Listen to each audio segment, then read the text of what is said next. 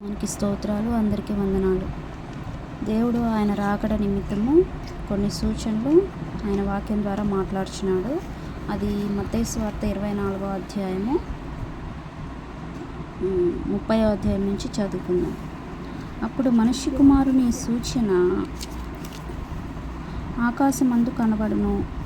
అప్పుడు మనుష్య కుమారుడు ప్రభావంతోనూ మహామహిమతోనూ ఆకాశ మేఘారూఢుడై వచ్చుట చూచి భూమి మీదనున్న సకల గోత్రముల వారు రొమ్ము కొట్టుకుందురు. మరియు ఆయన గొప్ప బూరతో తన దూతలను పంపును.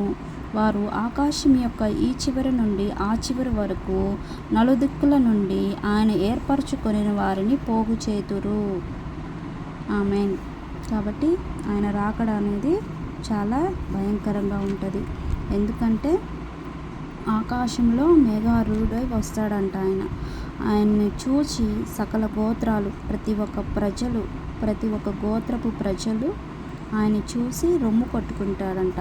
ఎందుకు? అయ్యో, ఈయన నిజమైన దేవుడా, ఇన్ని రోజులు మేము నమ్మలేదు, ఇన్ని రోజులు ఆయన వార్తను, ఆయన వాక్యమును వింటున్నా ఆయన నమ్మలేదు అని ఆయన చూచి రొమ్ములు కొట్టుకొని ఏడుస్తారంట.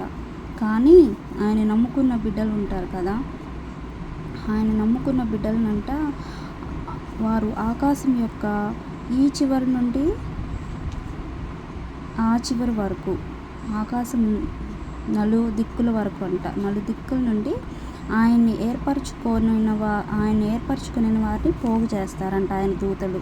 కాబట్టి ఆయన నమ్ముకున్న వారు ఎవ్వరూ ఏడవరు, రొమ్ము కొట్టుకోరు. ఎందుకంటే ఆయన వచ్చాడని సంతోషిస్తాడు, ఆయనతో పాటు కొనిపోబడతారని సంతోషిస్తారు. కాబట్టి సమయం ఉన్నప్పుడే ప్రతి ఒక్కరూ సద్వినియోగం చేసుకోవాలని దేవుని వాక్యం చెప్తుంది.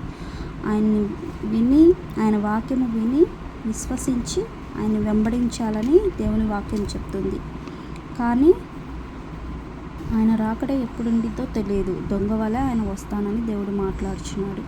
కాబట్టి కొన్ని వార్తలు అనేవి మనం వింటాము ఆయన రాకడ నిమిత్తము.